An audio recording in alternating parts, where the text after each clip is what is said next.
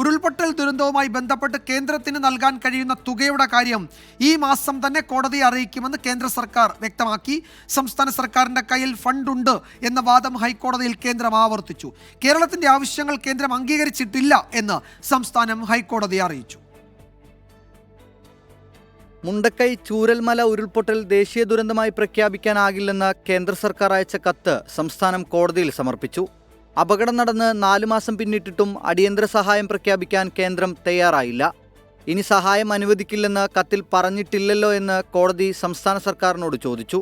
കത്തിന്റെ പശ്ചാത്തലത്തെക്കുറിച്ച് കേന്ദ്രത്തോടും വിശദീകരണം തേടി. ദുരന്തത്തിന്റെ വ്യാപ്തി നിശ്ചയിക്കാനുള്ള ഉന്നതതല സമിതി യോഗം ചേർന്നിട്ടില്ല. ഡൽഹിയിലെ പ്രത്യേക പ്രതിനിധി KV തോമസിന് കേന്ദ്രം അയച്ച കത്തിനെക്കുറിച്ച് പരിശോധിക്കുമെന്നും കേന്ദ്ര സർക്കാർ അഭിഭാഷകൻ കോടതിയെ അറിയിച്ചു. വയനാട് പുനരധിവാസ പദ്ധതിക്കായി സംസ്ഥാന സർക്കാരിൻ്റെ പക്കൽ ആവശ്യത്തിന് തുകയുണ്ടെന്ന് കേന്ദ്രം ആവർത്തിച്ചു. കേസ് അടുത്ത വെള്ളിയാഴ്ച വീണ്ടും പരിഗണിക്കും. ദുരിതബാധിതർക്കായുള്ള സംസ്ഥാന സർക്കാരിൻ്റെ ധനസഹായം 1 മാസം കൂടി തുടരും. 24 കൊച്ചി.